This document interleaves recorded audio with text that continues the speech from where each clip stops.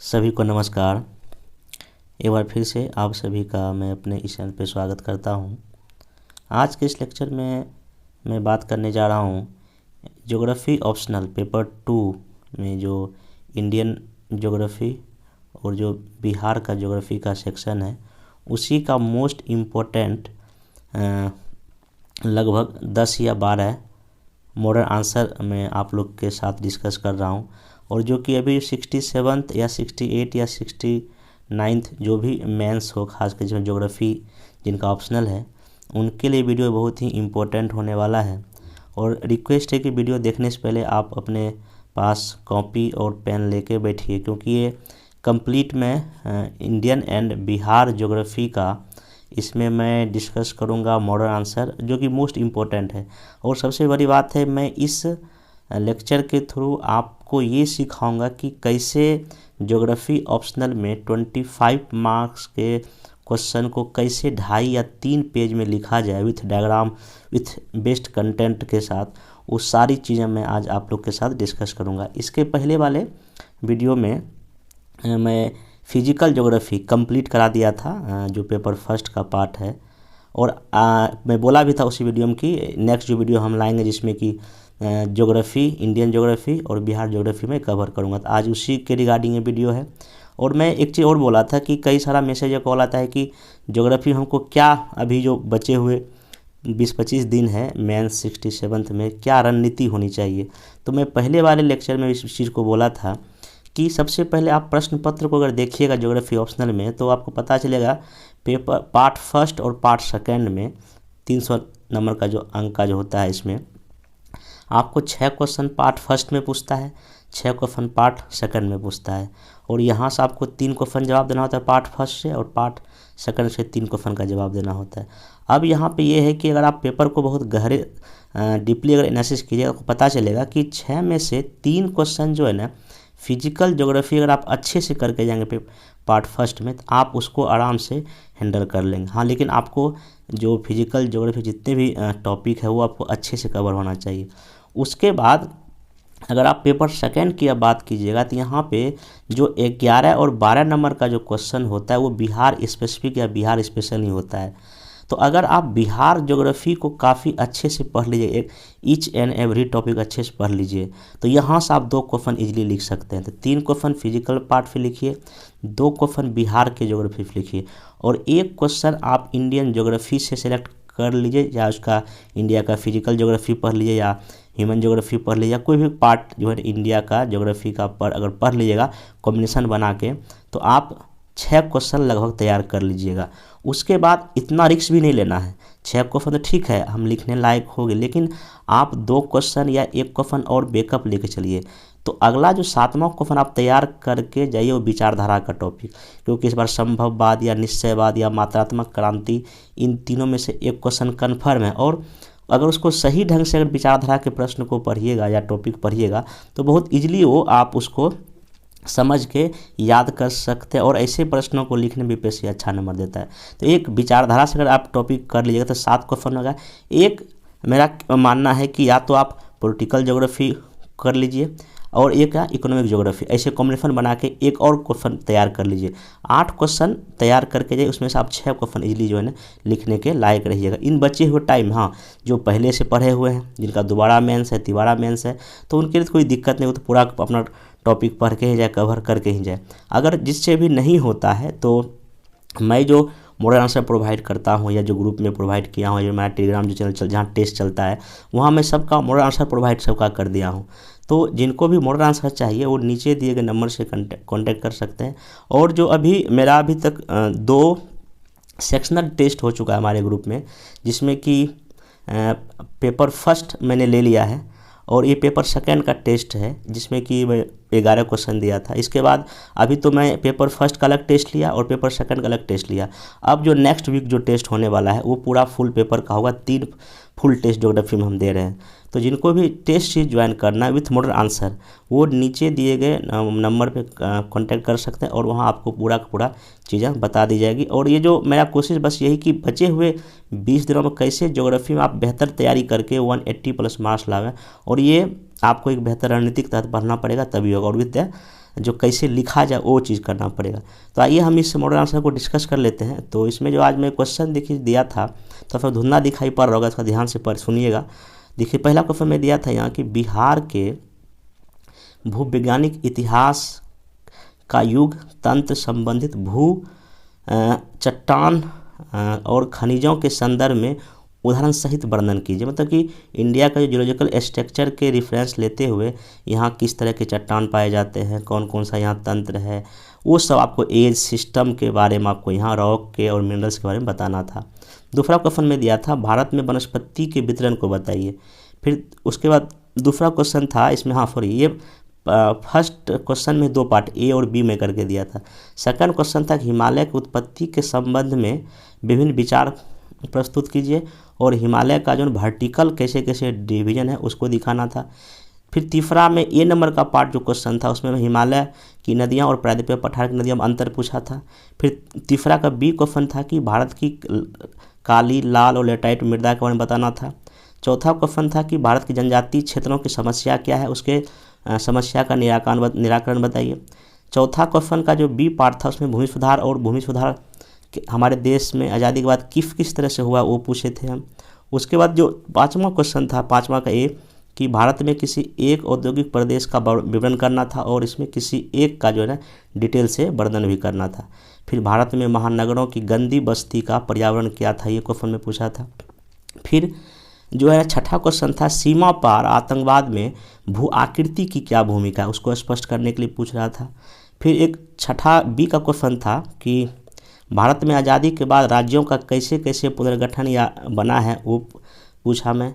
फिर B section का जो पहला क्वेश्चन था कि बिहार में कृषि व उद्योग की संभावनाएं क्या है, बिहार सरकार के द्वारा इस दिशा में क्या प्रयास किए जा रहे हैं। फिर 8A का क्वेश्चन था कि बिहार में हथकरघा और हस्तशिल्प उद्योगों का क्या संभावना है। 8 का बी नंबर का क्वेश्चन था बिहार में कैसे क्षेत्रीय असमानता की चर्चा करते हुए इसके दूर करने के उपाय बताइए। फिर 9A के क्वेश्चन में मैं दिया था कि बिहार से उदाहरण देते हुए ग्रामीण बाजार की भूमिका का वर्णन कीजिए। 9B में क्वेश्चन था कि बिहार में पाए जाने वाले जो ग्रामीण अधिवास प्रतिरूपों या पैटर्न को दिखाना था। और 10th नंबर का क्वेश्चन ये था कि बिहार में जिस तरह से प्रवास होता है, प्रवास का क्या कारण है और क्यों बिहार में जो है ना नगरीकरण की जो स्तर जो है लेवल है काफ़ी निम्न है, उदाहरण सहित समझाइए। फिर 11A में क्वेश्चन दिया था कि बिहार के किसी एक नगर की आकृति का बताना था। और 11B में क्वेश्चन था बिहार का मानव संसाधन इसकी संपदा है या समस्या निदान कीजिए। तो मैं टोटल 11 क्वेश्चन दिया था, जिसमें कुछ 50 नंबर के क्वेश्चन दिया था और मैक्सिमम में 25 पैटर्न पे क्वेश्चन सेट किया था, जैसा कि बीपीएससी अभी पूछ रही है। तो अब आइए हम सारी बारी जितने भी क्वेश्चन मैं यहाँ बताया हूँ उस सब का हम मॉडल आंसर डिस्कस कर रहे हैं। देखिए पहला क्वेश्चन वही था कि भारत का जो है ना जो जियोलॉजिकल स्ट्रक्चर के रेफरेंस लेते हुए अलग अलग युग, अलग अलग में कौन कौन चट्टान या रॉक बना है उसके बारे में बताना। तो देखिए सबसे पहली बात यहाँ पे ये है, अगर आप ज्योग्राफी पढ़े होंगे तो उसमें पता चला होगा कि जो भारत का जो भूवैज्ञानिक जो संरचना का जो खाका है, जो जियोलॉजिकल स्ट्रक्चर है, उसमें सबसे पहले आता है कल्प, फिर आता है शक, फिर आता है चट्टान का नाम। तो सबसे पहले आदि जो कल्प है उसमें उसका 2 शक है, एक आर्कियन और प्री कैम्ब्रियन है। और इसमें मेनली जो है आर्कियन, धारवाड़ और क्रोपाई और विंध्यन नाम की आपको चट्टान देखने को मिलता है। फिर जब दूसरा एरा जब आइएगा तो यहाँ पे आपको मिलेगा क्या, पैलियोजोइक, इसमें आपको कार्बोनिफेरस और पार्मियन जो है ना युग आ जाएगा और इसमें आपको गोंडवाना क्रम की चट्टान मिलेगा। फिर मेसोजोइक में ही आपको ट्रियासिक युग आता है, जुरासिक युग आता है, क्रेटिशियस युग आता है, इसमें आपको दक्कन का ट्रैप बनता है। ये मतलब कि मैं अलग अलग समय काल में दिखा दिया कौन कौन सा जो है ना हमारे यहाँ किस लैंड का जो है ना डेवलपमेंट हुआ है। फिर जब आप आइएगा फेनोजिक युग में, यहाँ पर आपको इसको फिर बांटते हैं, इओसिन में बांटते हैं, ओल्गोसिन में बांटते हैं, मायोसिन में बांटते हैं और प्लायोफिन में। यहाँ पे महान हिमालय, लघु हिमालय और शिवालिक की क्या होती है, उत्पत्ति होती है। और अंतिम में नियोजोइक में आपको 2 युग है, प्लीस्टोसिन और हेलोसिन है, यहाँ आपको उत्तरी मैदान का निर्माण होता है। तो ये अगर पहले फ्लो चार्ट बना देंगे इस तरह से तो एग्जामिनर को लगना है इसके पास कंटेंट भी और चीज़ें जो अकॉर्डिंग टू जो जियोलॉजिकल स्केल है उसके अकॉर्डिंग इसने आंसर को लिखा है। तो फिर यहाँ पे देखिए, अब चूंकि मैं पहले इसको बता दिया इसमें क्या क्या आपको लिखना है, यहाँ पे इसका जो भूमिका अगर लिखना हो सिंपल क्या लिख सकते हैं इस प्रश्न का कि भूगर्भ में स्थित चट्टानों की प्रकृति, क्रम, व्यवस्था को भूगर्भीय संरचना कहते हैं। भारत की भूगर्भीय संरचना में प्राचीनतम एवं नवीनतम दोनों प्रकार की चट्टानें पाई जाती हैं। मैं यहाँ पे चूँकि क्वेश्चन का डिमांड ही है कि जियोलॉजिकल स्ट्रक्चर का रेफरेंस देते हुए इंडिया में किस तरह के किस युग में कौन सी चट्टान पाई जाती है उसके बारे में वर्णन करना, इसलिए मैं देखिए एक छोटे चूँकि एक क्वेश्चन 25 मार्क्स का है और सबसे बड़ा चैलेंजिंग क्या, इतने बड़े क्वेश्चन को 25 नंबर में कैसे लिखा जाए, 25 मार्क्स लायक कैसे लिखा, वो मैं आपको सिखा रहा हूँ। तो इतना छोटा सा भूमिका में आप देखिए सब बात आपने यहाँ पे लिख दिया मैं। उसके बाद अब चूँकि भारतीय भूगोलिक विभाग ने भारत को कई जियोलॉजिकल स्ट्रक्चर के रूप में बांटा है, जिसमें यहाँ के आपका है याद युग में देखिए इसमें आपका क्या है आर्कियन क्रम की चट्टान है और कौन है धारवाड़ है। और यहाँ देखिए मैं इसका मैप भी छोटा सा बना दिया आर्कियन और धारवाड़ कहाँ कहाँ। अब आर्कियन क्रम की चट्टान को मैं दिखाया, इसका निर्माण तप्त पृथ्वी के ठंडा होने से हुआ। यह प्राचीनतम और मूल चट्टान है, लेकिन अत्यधिक रूपांतर के कारण मौलिक रूप अपना नष्ट हो चुका है, इसमें जीवाश्म नहीं पाया जाता है। इसकी मैं विशेषता भी थोड़ा बहुत लिखने का कोशिश यहाँ कर रहा हूँ। फिर इसमें ग्रेनाइट नीस जैसी जो है ना चट्टानें पाई जाती है और कर्नाटक में, तमिलनाडु में, आंध्र प्रदेश, मध्य प्रदेश, उड़ीसा और छोटा नागपुर के पठार में ये चीज़ें हमको मिलती है। फिर धारवाड़ क्रम का मैं लिख दिया, आर्कियन चट्टान के अपर्दन और निक्षेपण से बना है। ये प्रत्यार्थ चट्टान है, लेकिन इसमें जीवाश्म का क्या है बिल्कुल ही अभाव है। ये अरावली पर्वत कर्नाटक के धारवाड़ जिला इसी के नाम पर इसका नाम भी पड़ा है कर्नाटक में। फिर हिमालय के लद्दाख और जास्कर के आसपास से हमको देखने को मिलता है। और मैं यहाँ पे दिखा दिया कहाँ कहाँ छोटा सा मैप। देखिए जितना छोटा मैप बनाएंगे टाइम उतना ही ज़्यादा लगेगा। फिर आप पुरान युग आइएगा तो यहाँ आपको कुरप्पा क्रम की चट्टान मिलेगा। फिर आपको यहाँ जो है ना विंध्यन क्रम की चट्टान मिलेगा। इसका निर्माण धारवाड़ चट्टान से हुआ है। आंध्र प्रदेश यहाँ पे जो है तो आपको तो इसमें आपको जो है ना पुरान क्रम की इसमें आपको देखिए ये कुरप्पा क्रम आपको कहाँ धारवाड़ चट्टान से बना है। ये आंध्र प्रदेश और मध्य प्रदेश में देखने को मिलेगा। विंध्यन क्रम की चट्टान आपको कुरप्पा क्रम की ही चट्टान से बना है और यहाँ राजस्थान आपको बिहार से राज्यों में मिलेगा। और इसका मेनली काम है भवन निर्माण। देखिए कैसे शॉर्ट में जो है आप 25 नंबर के प्रश्नों को लिख सकते हैं। आगे देखिए मैं यहाँ पे कुरप्पा को फिर थोड़ा सा डिटेल में लिख दिया कि धारवाड़ के अपर्दन और निक्षेपण से कुरप्पा बना है। प्रज्ञात चट्टान है, रूपांतरित चट्टान है, इसमें बलुआ पत्थर, चुना पत्थर और संगमरमर और ये सब चीज़ मिलता है। मैं यहाँ पे मैप भी बना दिया। फिर विंध्यन क्रम में आइएगा, इसका निर्माण कुरप्पा के आच्छादन से हुआ है। रूपांतरित चट्टान है, प्रदार भी है, सूक्ष्म जीवों के अवशेष मिले हैं, विंध्यन पर्वत है, मालवा का पठार, स्वर्ण घाटी, भवन निर्माण, इसमें मेनली आपको चीज़ें मिलती है। फिर यहाँ देखिए अब आइए आर्य युग में। आर्य युग में जब आइएगा तो यहाँ आपको गोंडवाना, डक्कन ट्रैप, टर्फरी काल की चट्टान और क्वाटरनी काल की चट्टान मिलेगा यहाँ पे। फिर देखिए गोंडवाना को आप जिक्र कर दीजिए, 99% कोयला हमको यहीं से मिलता है, फाइल यहीं से मिलता है। बाकी यहाँ दामोदर, स्वर्ण और मानद दिखा। और यहाँ पर आप मैप भी छोटा सा बिहार का बना दीजिए। बाकी डक्कन ट्रैप आप दिखा सकते हैं, ज्वालामुखी उद्गार से बना है, लावा है, यहाँ काली मिट्टी पाई जाती है और ये बेसाल्ट और ड्यूराइट चट्टान की यहाँ पे अधिकता देखने को मिलती है। फिर आप यहाँ पे दिखाइए टर्फरी क्रम की चट्टानों को, इसमें हिमालय पर्वत है, मध्य हिमालय है और हिमालय बना है और यहाँ चूना पत्थर और कोयला भी मिलता है। और अंतिम में आप आइए चतुर्थ युग या क्वाटरनी काल में, यहाँ जलोढ़ मृदा, उत्तर भारत का विशाल मैदान का निर्माण हुआ, हिमालय की नदियाँ द्वारा लाई गई मिट्टी से ये निर्मित हुआ, ये दिखा दीजिए। और अंतिम निष्कर्ष हुई कि निष्कर्ष हम कह सकते हैं भारत में प्रत्येक युग सभी प्रकार की भूआकृति खनिज पाई जाती जो भारत के आर्थिक और सामाजिक विकास में सहायक है। तो आप ये देखिए कि जो इतना लंबा प्रश्न था ये, इसको कैसे 2 या 3 पेज में इस प्रश्न को लिखा जा सकता है। ये आपको लिखने की कला विकसित करनी पड़ेगी और ये एक दिन नहीं होता है। ये जब तक आप सही ढंग से लिखेंगे नहीं, लगातार प्रैक्टिस करना पड़ेगा। कैसे उसको शॉर्ट में लिखा है विथ मैप, डायग्राम, डेटा, सब चीज़ आपको जो है ना लिखना पड़ेगा। तो आप इसको अच्छे से कॉपी में नोट डाउन कर लीजिए कि भारत का जो जियोलॉजिकल स्ट्रक्चर के बेसिस पे यहाँ अलग अलग क्रम में जो युग में चट्टान है, वहाँ चट्टान में क्या पाया जाता है और कैसे कैसे उसका डेवलपमेंट हुआ है। ऐसे अगर आप फ्लो चार्ट में आराम से इसको 2 से 3 पेज में आंसर को लिख सकते हैं। और जो मैं जो टेस्ट लेता हूँ, जो मेरा जो ज्योग्राफी का डेली आंसर राइटिंग प्रोग्राम चलता है, मैं यही कोशिश करता हूँ कैसे किसी भी आंसर को 2 या 3 पेज में 25 नंबर के प्रश्न को लिखा जाए। क्योंकि ज्योग्राफी में भी तो आपको पता होगा, अगर आप पेपर देखेंगे 25 मार्क्स के प्रश्न पूछा जाएगा मैक्सिमम। इस 25 मार्क्स के प्रश्न को एक तो लिखना 15 मिनट में है और सबसे बड़ी चैलेंज तो 15 मिनट में लिखना है। और कैसे लिखेंगे, जब तक आप ऐसे फ्लो चार्ट नहीं बनाएंगे तो थोड़ा सा मुश्किल है। अगला इसमें क्वेश्चन ये था कि भारत में वनस्पति के वितरण को बताइए। तो देखिए सबसे पहले यहाँ पे मैं क्या किया हूँ कि प्राकृतिक वनस्पति से तात्पर्य उन पौधों से है जो मानव की सहायता के बिना स्वयं वन में उगते हैं। भारत में लगभग 2 लाख से ज़्यादा वनस्पति की प्रजाति पाई जाती है, जो भारत को प्राकृतिक विविधता वाला देश बनने में महत्वपूर्ण भूमिका निभाता है। मैं यहाँ पर थोड़ा सा भूमिका ले दिया। अब यहाँ पर थोड़ा सा मैं ये भी दिखा दिया कि किसी भी देश की वनस्पति को कौन कौन से फैक्टर आपके प्रभावित करते हैं। तो यहाँ देख सकते हैं आप कि तापमान है, वर्षा है, मिट्टी है, धातरीय स्वरूप है, सूर्य का प्रकाश और आर्द्रता, ये सब चीज़ करता है। अब मैं अलग अलग जो भी हमारे देश में जो वनस्पति पाई जाती है उसको देखिए मैं यहाँ पे सिंपल दिखा दिया। यहाँ एक मैप बना सकते हैं आप कि पर्वतीय वन है, मरुस्थलीय है, मानसूनी है, सदाबहार है, जो भी है। तो यहाँ पहला मैं दिखा दिया उष्णकटिबंधीय सदाबहार, इसका विस्तार 200 सेंटीमीटर अधिक वर्षा क्षेत्रों में होती है। यहाँ तापमान जो है ना 27 डिग्री सेल्सियस के आसपास है। फिर उसका मानसूनी वनपाती दिखा दिया, मैं दिखा सकता आराम से। फिर मानसूनी वन जहाँ पाया जाता है उसका मैं बर्फा दिखा दिया। फिर पर्णपाती 70 से लेकर 100 तक दिखा दिया। फिर पर्वतीय वन हिमालय क्षेत्र में पाया जाता है। काटिले और मरुस्थलीय वन जहाँ बरसात 50 सेंटीमीटर से कम वो दिखा दिया। डेल्टाई वन दिखा दिया। तो ऐसे करके हम इसको निष्कर्ष में चीज़ों को कर दिया। और ये आपको आराम से इसको आप 2 पेज 2.5 पेज में आंसर को लिख सकते हैं।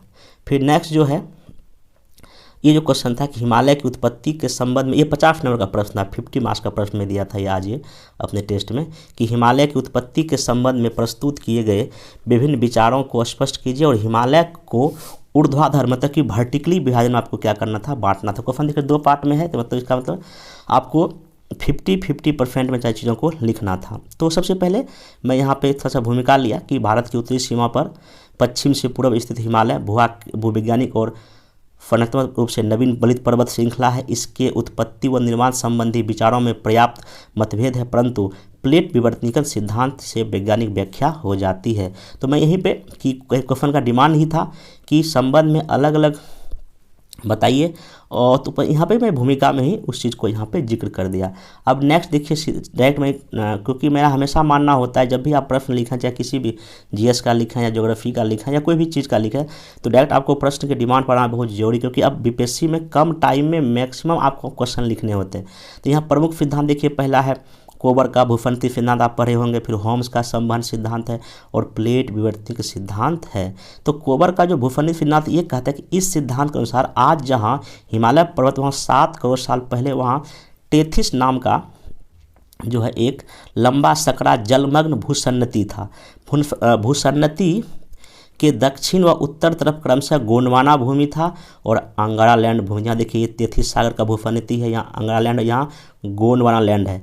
दोनों यहाँ का ये मलबा इसमें गया, देखिए यहाँ पे देखा, यहाँ पे मलबा निक्षेप हो रहा है। देखिए कैसे डायग्राम भी बनाना है, कैसे चीज़ों को लिखना भी है, ये आप बेहतर इस मेरे वीडियो से सीख सकते हैं।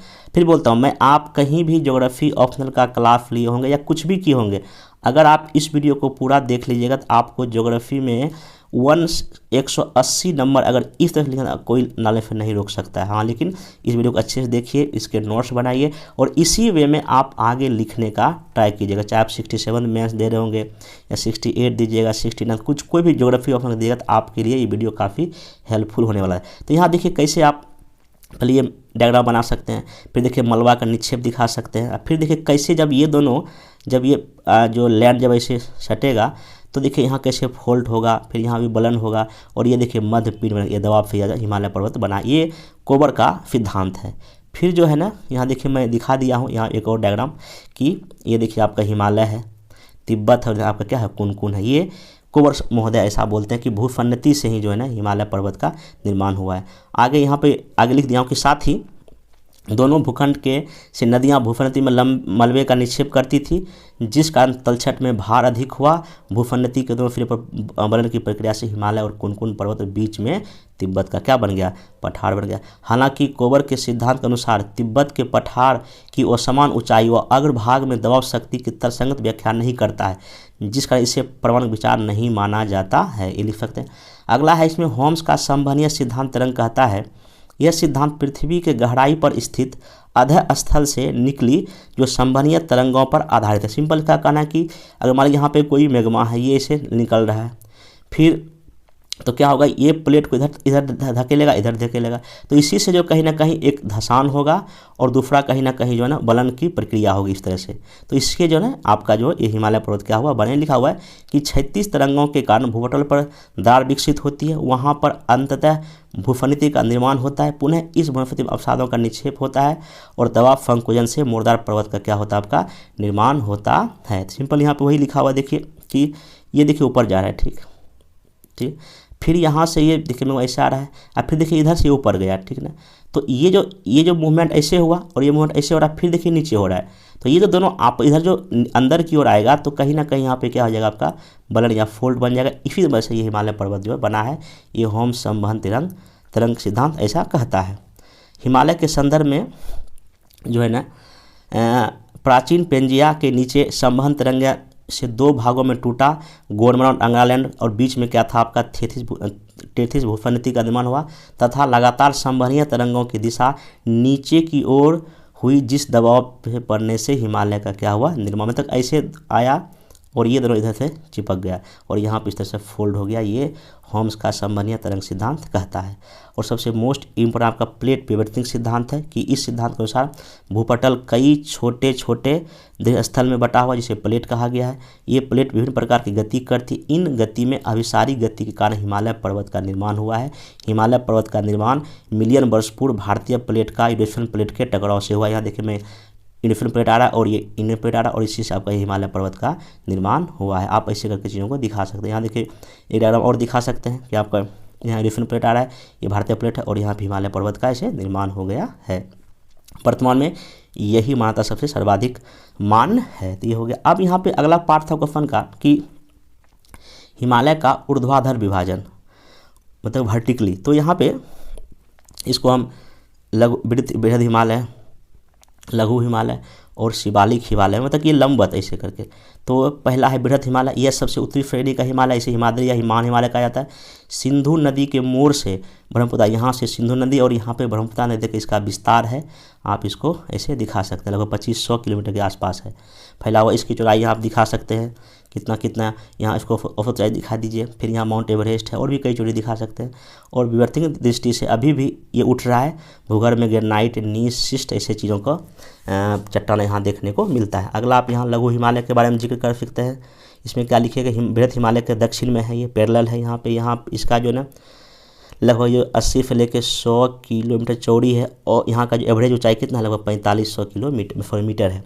भारत के प्रसिद्ध स्वास्थ्य वर्धक जैसे शिमला है, मसूरी है, नैनीताल आपको ऐसे ही भागों में देखने को मिलता है। बाकी यहाँ पे कौन कौन सा चट्टान पाया जाता है आप इसको दिखा दीजिए।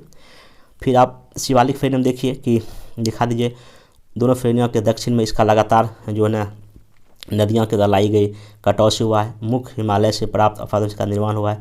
मध्य हिमालय और शिवालिक के बीच समतल भाग को दून कहते हैं। यह सघन वनों से ढका हुआ, इसे शैल कठोर नहीं है। यहाँ मतलब कि यहाँ पे भूस्खलन या भूकंप या मृदा जैसी घटनाएं होती रहती है। आप ऐसे करके एक अंतिम निष्कर्ष लेते हैं। इस प्रकार हम देख सकते हैं कि हिमालय पर्वत का निर्माण जो है अलग अलग सिद्धांत भले ही दिए गए हों, लेकिन इसमें प्लेट विवर्तन बहुत मान सिद्धांत है। और हिमालय पर्वत भारत की जो है ना जलवायु के लिए एक निर्धारक तत्व है, या यहाँ की जो है ना सामरिक स्थिति के लिए वह अपना महत्वपूर्ण स्थान रखता है। इतना निष्कर्ष लिख के आप आंसर को ख़त्म कर सकते हैं। फिर अगला क्वेश्चन था इसमें कि हिमालय के प्रवाह तंत्र की तुलना प्रायद्वीपीय पठार के अफवाह तंत्र से किया। देखिए ये क्वेश्चन भले ही देखने में आसान हो, लेकिन आप जब तक इसको बेहतर ढंग से नहीं लिखेंगे तो आपको ये नंबर नहीं मिलेगा। तो यहाँ पे क्वेश्चन सिंपल का है कि हिमालय जो नदियाँ आती है प्रायद्वीपीय पठार की नदियों में अंतर स्पष्ट कीजिए। तो आप यहाँ सिंपल सा क्या भूमिका लिखेंगे कि भारत विविध स्थलाकृतियों का विशाल देश है, अतः भारत के विविध क्षेत्रों में अलग अलग तरह के अफवाह तंत्र विकसित हुए हैं। भारत के अफवाह तंत्र को 2 भागों में बांटा जा सकता है, हिमालय की नदियाँ और प्रायद्वीपीय पठार की नदियाँ। अब इन 2 अफवाह तंत्र के विकास पर यहाँ की भूगर्भिक संरचना, धातलीय उच्चावच, वर्षा, जलवायु विशेषता, ऑब्वियस सी बात है हमारे देश की नदियों के विकास पर जो है ना कहीं भूगर्भिक स्ट्रक्चर पर का मतलब कि फैक्टर है, फिर रिलीफ पर है, वर्षा का है। तो यही कारण है कि इन दोनों तंत्रों में कुछ आपको विषमताएं देखने को मिलती है। अब इसका देखिए मैं यहाँ तुलनात्मक अध्ययन का कुछ आधार बनाया हूँ, अफवाह के प्रतिरूप के आधार पे, अपर्दन स्वरूप, जल प्रवाह के आधार पे, लंबाई के आधार पे, विसर्पीकरण के आधार पे, जलग्रहण क्षेत्र के आधार पे और अन्य क्षेत्र के आधार। मैं बार बोलता हूँ, चाहे आप जीएस लिखिए या ऑप्शनल लिखिए, अगर आप आंसर के हर एक डायमेंशन को लिखेंगे तो अच्छे मार्क्स की गारंटी मेरी है। इस नंबर कम मिलने का एक वजह बस ये कि आप आंसर के हर एक डायमेंशन को बेहतर ढंग से टेस्ट में या एग्जाम में नहीं लिखते, फिर नंबर आपको नहीं आता है। तो यहाँ देखिए, हिमालय क्षेत्र से निकले हुए नदियाँ पूर्ववर्ती नदियाँ हैं, ये हिमालय पर्वत के उत्थान से पहले ही सिंधु, झेलम, फतलज नदियाँ बह रही थी। वहीं दक्षिणी पठार की नदियाँ अनुवर्ती है, मतलब कि पहले स्थल बन गया, उसके बाद जो है ना ये नदियाँ का उद्गम हुआ। हिमालय की नदियाँ गहरे और सकरे गॉर्ज का निर्माण करती है, लेकिन प्राधिपराग नदियाँ गॉर्ज का निर्माण बहुत कम करती है। फिर जो है ना हिमालय प्रदेश की नदियाँ अपने स्रोत में बहुत तीव्र गति से अपर्दन करती है, जबकि प्रादेशिक पठार की बहुत ही कम अपर्दन, मतलब ये लंबवत अपर्दन करती है तली का, और ये जो है ना इसे हॉरिजॉन्टल अपर्दन करती है प्रादेशिक पठार की नदियाँ। हिमालय स्रोत से निकलने नदियाँ में साल भर जल रहता है, लेकिन ये सदाबहार नदियाँ, लेकिन पठारिया में ये मौसमी है, कॉमन सी बात है। फिर हिमालय क्षेत्र से निकलने नदियाँ विस्तृत विसर्प बनाती इसे करके, लेकिन ये जो बहुत कम करती है, ये सीधा चल जाता है प्रादेशिक पठार की नदियाँ, आप इसको दिखा सकते हैं। फिर देन जो है ना हिमालय की नदियाँ अधिक लंबी है, क्योंकि इनका जो है ना मुख्य स्रोत समुद्र तक जाना है, जबकि प्रादेशिक पठार कम लंबाई के हैं। हिमालय क्षेत्र की कोई भी नदियाँ पठारी क्षेत्र की नदी की सहायक नदी नहीं, मतलब बहुत कम सहायक नदियाँ, लेकिन पठारी क्षेत्र की कई नदियाँ हिमालय क्षेत्र की सहायिका, जैसे चंबल नदी है, सोन नदी है। डेविस के अपर्दन चक्र के अनुसार हिमालय की नदियाँ युवावस्था में, जबकि पठार की नदियाँ प्रौढ़ावस्था में पहुँच चुकी है। हिमालय क्षेत्र की नदियाँ का जल ग्रहण क्षेत्र काफ़ी बड़ा है, जबकि प्रादेशिक पठार का छोटा है। हिमालयी नदियाँ जलोढ़ के मैदानों में गुजरती है, इसलिए इस क्षेत्र में ग्राउंड वाटर बहुत अधिक है, जबकि प्रादेशिक पठार की नदियाँ पथरीले और प्रवेश चट्टानों से गुजरती है, इसलिए यहाँ पे ग्राउंड वाटर है ही नहीं, मतलब प्रादेशिक पठार के क्षेत्रों में। देन जो है हिमालय क्षेत्र निकलने वाली नदियाँ पर्वतीय क्षेत्र में ही जल प्रताप, जलगर्तिका का निर्माण करती, लेकिन प्रादेशिक क्षेत्र की नदियाँ जो है ना सभी नदियाँ अपने संपूर्ण मार्ग में जल प्रताप और गर्तिका निर्माण करती है। तो वही आप इतना लगभग 10-11 जो है जो भी है आप अंतर लिख के अंतिम में वही कि निष्कर्षतः उपरोक्त तथ्यों से यह स्पष्ट होता है कि हिमालय क्षेत्र और प्रादेशिक पठार के क्षेत्र में नदियों में पर्याप्त विषमता है, परंतु देश की सांस्कृतिक, आर्थिक, सामाजिक क्षेत्र में इन नदियों का योगदान महत्वपूर्ण है। इनके प्रबंधन और संरक्षण करने की आवश्यकता। और यहाँ पर आप इसको मैप भी थोड़ा सा बना दीजिए, गंगा मैंने दिखा दीजिए, मैं 6-7 नदी का नाम मैप में आप ऐसे करके दिखा सकते हैं। तो ये ऐसे देखिए कैसे आप इस जो है जो इतने इजी प्रश्न को इतने सिंपल वे में और आसान तरीके से कैसे आप 2.5 पेज में लिख सकते हैं, ये सीख सकते हैं आप। यहाँ देखिए 1 पेज लगभग मोटा मोटी यहाँ पे हुआ है, फिर ये दूसरा पेज है और ये आपका ये तीसरा पेज आते आते आपका आंसर क्या हो गया, खत्म। यही चाहिए भी 25 नंबर के प्रश्न को आप 3 पेज से अधिक नहीं लिख सकते हैं, क्योंकि अगर 3 पेज से अगर आप अधिक लिखें तो आपका टाइम कम हो जाएगा और आप दूसरे प्रश्न को आप नहीं अच्छे से लिख पाइएगा। फिर यहाँ पर आप अगला क्वेश्चन था ये, भारत में काली, लाल, लेटराइट मिट्टी की उत्पत्ति बताइए, फिर क्षेत्रीय फैलाव और यहाँ की इसके मिट्टी की विशेषता का ही वर्णन करना है। सिंपल से अगर ऐसे प्रश्न हो, चूँकि ये 25 मार्क्स का प्रश्न था, आप यहाँ पे एक मिट्टी का छोटा सा लिखिए भूमिका कि मिट्टी खनिज तथा जैव तत्वों का वह एक डायनेमिक प्राकृतिक मिश्रण है जिसमें पौधे को उत्पन्न करने की क्षमता होती है। यह धरातल के ऊपरी भाग में पाई जाती है। भारतीय कृषि अनुसंधान परिषद ने भारत की मिट्टियों को 8 प्रकार में बांटा है। मैं यहाँ पे 8 प्रकार का लिखा दिया कि लाल, काली जो भी है, यहाँ पे आप इसको ऐसे करके दिखा सकते हैं इसे बॉक्स में। फिर आप चूँकि क्वेश्चन मेनली काली मृदा के बारे में था और भी 2 मृदा के बारे में, मैं यहाँ पे देखिए काली मिट्टी की यहाँ लिखा उत्पत्ति, इसका निर्माण ज्वालामुखी लावा के अपक्षय प्रदन से हुआ है, बस दिखा दिया। कहाँ कहाँ पाया जाता है वो दिखा दिया। कैसे आप देखिए शॉर्ट में चीज़ों का आप लिख सकते हैं।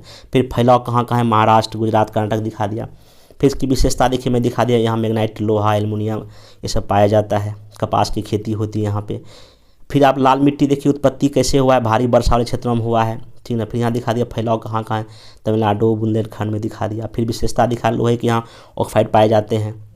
फिर यहाँ पे कौन कौन सा चीज़ें दिखा दिया। फिर लेटराइट मृदा कहाँ पाई जाती है, कहाँ इसका फैलाव क्षेत्र देखिए मैं आप यहाँ पे तो पॉइंट वाइज दिखा दिया और विशेषता भी इसका मैंने लिख कर दिखा दिया।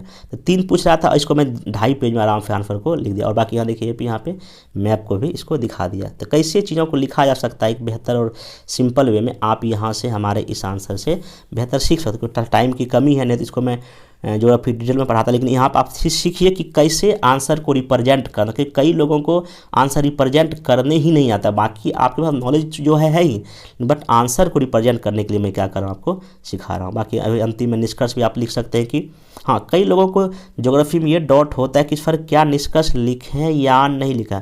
मैं एक बात बोलूँ, बिना निष्कर्ष और इंट्रोडक्शन का कोई भी मेंस या ऑप्शन का आंसर होता ही नहीं है। आप 2 ही लाइन में भूमिका या आपको निष्कर्ष कम से कम 2 लाइन में लिखना ही पड़ेगा। नहीं लिखेंगे तो कहीं ना कहीं 1, 2, 3 नंबर आपको काट लिया जा सकता है। तो यहाँ पे लिख कहते हैं, भारत में विभिन्न प्रकार की मृदा पाई जाती है जो यहाँ के खाद्य सुरक्षा, ग्रामीण रोजगार, उद्योग के विकास के लिए आधार प्रदान करता है। अतः मृदा अपरदन से समस्याओं से मृदा को बचाने की आवश्यकता। मैं हमेशा बोलता हूँ, कोई भी अगर निष्कर्ष किसी भी पार्ट का लिखते हैं, GS या ऑप्शन, हमेशा एक फ्यूचर का लेकर लिखिए, आगे की राह को दिखाते हुए लिखिए, तो ये ऐसा निष्कर्ष आपका अच्छा माना जाता है। फिर नेक्स्ट जो है एक क्वेश्चन था यहाँ के, भारत की जनजातीय क्षेत्रों, उनकी समस्याओं को पहचानिए और समस्याओं के निराकरण के उपाय भी बताइए। मतलब कि जनजातीय जो क्षेत्र है उसका समस्या क्या है उसको पहचानिए और क्षेत्र को दिखाइए। तो यहाँ देखिए मैं लिखा हूँ कि एक चंदा समिति गठन हुआ 1960 ने कहा था कि आदिम या अनुसूचित जनजाति के अंतर्गत किसी भी जाति या समुदाय में सम्मिलित किए जाने के मुख्य 5 मानक निर्धारित किए गए थे। इनमें से भौगोलिक एकाकीपन हो, विशिष्ट उनकी संस्कृति हो, आदिम जाति के लक्षण हो, पिछड़ापन हो और संकोची स्वभाव को हो, तो उसको हम क्या बोलेंगे, आदिम जनजाति बोलेंगे। और मैंने दिखा दिया कि 11 की जनगणना के अनुसार भारत में लगभग जो है ना आपका 400 या 500 के आसपास आपकी जनजाति हमारे देश में पाई जाती है। अब देखिए इसको मैं दिखा दिया कि इनको कई क्षेत्रों में आप बांट के दिखा सकते हैं। देखिए मैंने 7 क्षेत्र में इसको टेबल बटा, उत्तरी क्षेत्र देखिए कहाँ कहाँ देख लीजिए, फिर इसका नाम लिख दिया, पूर्वोत्तर का लिख दिया, फिर यहाँ जिला राज्य का नाम लिख दिया और कौन कौन जाते हैं। यहाँ फिर पूर्वी क्षेत्र में देखिए मैं दिखा दिया, इसको सीखिए कैसे है। बाकी मध्य क्षेत्र में दिखा दिया, पश्चिमी भाग में, दक्षिण क्षेत्र में, सारा जितने भी जनजाति हमारे देश में जहाँ जहाँ पाए जाते हैं उसको मैं यहाँ पे एक टेबल में दिखा दिया। फिर यहाँ आप इसे एक मैप भी बना सकते हैं, कहाँ का इंडिया में जनजाति पाई जाती है, इसे करके बना। और यहाँ पे कुछ कुछ आप जनजाति का नाम, ये खोन, कोया, भूमि, लुसाई, कुकी, सब ऐसे करके चीज़ों को, भील, टोडा, जो मोस्ट इंपॉर्टेंट है उसको आप दिखा दीजिए। बाकी यहाँ पे इनकी समस्या वही देखिए, हमेशा समस्या क्या होगा, वही समस्या आर्थिक में, आर्थिक, सामाजिक, सांस्कृतिक, वही देखिए आर्थिक में कृषि का पिछड़ापन है, वन संपदा अधिकार नहीं है, भूमि अधिकार कम है, गरीबी है, बेरोजगारी समस्या है। फिर सामाजिक वही ये जो है ना शहरी सभ्यताओं के साथ मिल नहीं पाते हैं, विस्थापन है, शिक्षा नहीं है इन लोग का। फिर सांस्कृतिक समस्या है, विस्थापन है, जनसंख्या परिवर्तन है, बाहरी हस्तक्षेप हो रहा है इन लोग पर। फिर धार्मिक समस्या इन लोग का, कुछ आदिवासी लोगों को लोभ देकर जो है यहाँ पे बलात् धर्म परिवर्तन करने घटनाएं अक्सर हमको सुनने को मिलती है। फिर राजनीतिक समस्याएं यहाँ पे है, लोकसभा और विधानसभा आरक्षण तो है लेकिन पर्याप्त उनकी पहुंच अभी नहीं हो पाई है। फिर और भी समस्याएं, छुआछूत है, प्राकृतिक आपदा आती है, जोखिम, जलवायु संकट, गरीबी, और भी कई समस्या आप ऐसे करके दिखा सकते हैं। फिर देन जो है इस प्रकार जनजातियों के साथ कई तरह की समस्या जुड़ी हुई है, हालांकि केंद्र और राज्य सरकार इसके लिए कई प्रयास कर रही है। तो अब यहाँ आप कई प्रयास लिख दीजिए। समेकित जनजाति विकास कार्यक्रम के तहत लगभग 250 योजनाएं जो मेनली आपको इन्हीं लोगों के लिए चलाया जा रहा है। फिर देखिए ट्राइफेड का गठन हुआ है, गरीबी के लिए एक कार्यक्रम है, संयुक्त विकास कार्यक्रम चल रहा है। फिर आपको यहाँ एक वनबंधु कार्यक्रम चलाया गया 2014 में। फिर जिला आकांक्षी कार्यक्रम नीति आयोग के द्वारा चलाया जा रहा है। फिर स्टैंडअप योजनाएं हैं जो कि जनजाति लोगों के लिए है। मनरेगा में वोकफल को काम दिया जा रहा है। इस प्रकार के कई सारा कार्यक्रम का आप जिक्र कर सकते हैं। इस प्रकार वही कि कई प्रयास किए जा रहे हैं, परंतु जनजातियों की समस्या आज भी लगभग वैसा का वैसा। अब क्या और उपाय किए जा सकते, वही कि दिखा दीजिए कि राज्य सरकार क्या कर सकती है। संबंधित उपबंध भी दिखा सकते हैं और सरकारी योजनाओं के द्वारा आप यहाँ पे अलग अलग चीज़ों को दिखा सकते हो। क्योंकि आपका ऐसा कानून भी बना है, SC एक्ट है, 1989 है, दिखा दीजिए ऐसे करके सब में यहाँ पे कानून व्यवस्था करना चाहिए। उन क्षेत्रों में आधारभूत संरचना का विकास करना चाहिए, सड़क, रोड, बिजली, पानी, NGO के माध्यम से उन लोगों का और डेवलपमेंट हो, स्थानीय उत्पाद को बढ़ावा मिले, उन लोगों को स्थानीय से रोजगार भी मिल जाए, ऐसे कुछ करना चाहिए। स्थानीय युवाओं को स्किल देना चाहिए, वहाँ स्वास्थ्य सेवाओं का विकास करना चाहिए, हॉस्पिटल, डॉक्टर की वहाँ काफ़ी क्या है कमी है, इसे दिखा सकते हैं आप। मतलब कि ऐसे प्रश्नों में आप डायनेमिक होकर कई एंगल को लिख सकते हैं, ठीक है। तो आपका आंसर अच्छा होगा कि प्राकृतिक आपदा यहाँ बहुत ज़्यादा है, उसको रोकने का उपाय करना चाहिए। और भी कई पॉलिटेक्निक कॉलेज, स्थानीय महिलाओं को कुछ विकास करना चाहिए, ऐसा चीज़ें वहाँ पे होगा तो चीज़ें वहाँ के लिए बेहतर होगा। वह अंतिम निष्कर्ष की इस प्रकार भारत जो है विविधताओं का देश है, भारतीय संविधान सभी को बराबर मानता है, अतः सरकार को जनजातीय क्षेत्रों के विकास के लिए बेहतर काम करना चाहिए ताकि इंडिया जो 2030 या 2047 तक एक विकसित राष्ट्र की श्रेणी में आ सके। हमेशा फ्यूचर को लेकर आपको भूमिका यहाँ पे लिखना है। फिर नेक्स्ट क्वेश्चन आइए, देखो आपका है यहाँ पे, मेरे को कहता है भूमि सुधार क्या है। देखिए तो मेरे क्वेश्चन था भूमि सुधार से आप क्या समझते हैं, आज़ादी के बाद भारत में भूमि सुधार के क्या क्या जो है ना प्रयास किए गए हैं। तो आप सिंपल देखिए यहाँ पे क्या लिख सकते हैं भूमिका में कि आर्थिक सर्वेक्षण 19-20 के अनुसार भारत में भूजोत का आकार काफ़ी असमानता है।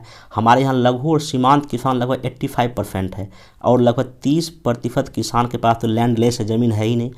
इसलिए उपरोक्त परिस्थितियों में भूमि सुधार जो बहुत ही अनिवार्य हो जाता है। और अब यहाँ पे आप दिखा दीजिए कि क्या है ये भूमि सुधार। आप सिंपल लिखिए कि भूमि का न्यायपूर्ण वितरण ताकि संविधान की प्रस्तावना में उल्लेखित आर्थिक न्याय के उद्देश्यों को पाया जा सके।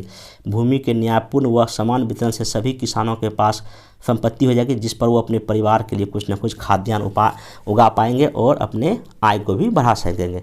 और यहाँ में लिखा दिया आज़ादी के बाद हमारी सरकार ने क्या क्या प्रयास किया है। आप देख सकते हैं यहाँ पे फ्लो चार्ट में कि पहला तो यहाँ हुआ कि चकबंदी हुआ, भू जोतों का अधिकतम सीमा किया गया, काश्तकारी सुधार किया गया, बिचौलियों का उन्मूलन किया गया, भूमि अभिलेख किया गया, सहकारी जोतों का जो है प्रयास किया गया।